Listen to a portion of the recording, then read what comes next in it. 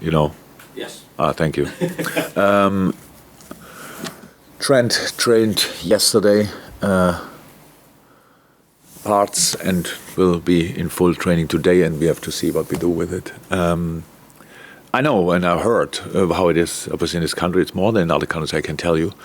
So Trent wanted to go to the national team just to make sure that everybody's, but he couldn't. So it was nothing. You can see the scans, and with these pictures, you cannot go anywhere. But sometimes injuries, thank God, are not that serious that you are out for 5-6 weeks. Sometimes it's 2 weeks. And that's the case with Trent. So we're tight for tomorrow, but it's possible. It's possible. Well, after all I hear, because it's different if you are part of team training. It depends on what you did, what could you do before. And he was really with our rehab and fitness department. He was really intense what he did before he trained with us. So physically he should be fine. And I have to make the decision about rhythm and these kind of things. You think now he could definitely be ready for the Benfica? I think so. Just finally for me, Jurgen, does it come into the thinking now that you have to ask the question of Manchester City? Because you play first, obviously, on Saturday. You could go top of the Premier League, and then you're looking for them to respond.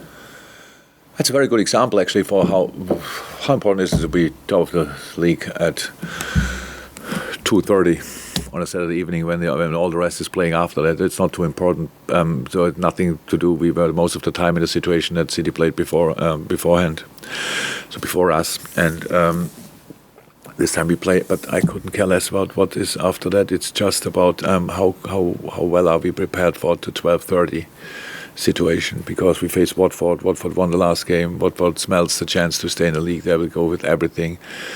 Obviously, a very experienced manager. The way they set up is very well organized. A lot of individual talent. When you watch it, it happens so often in the Premier League.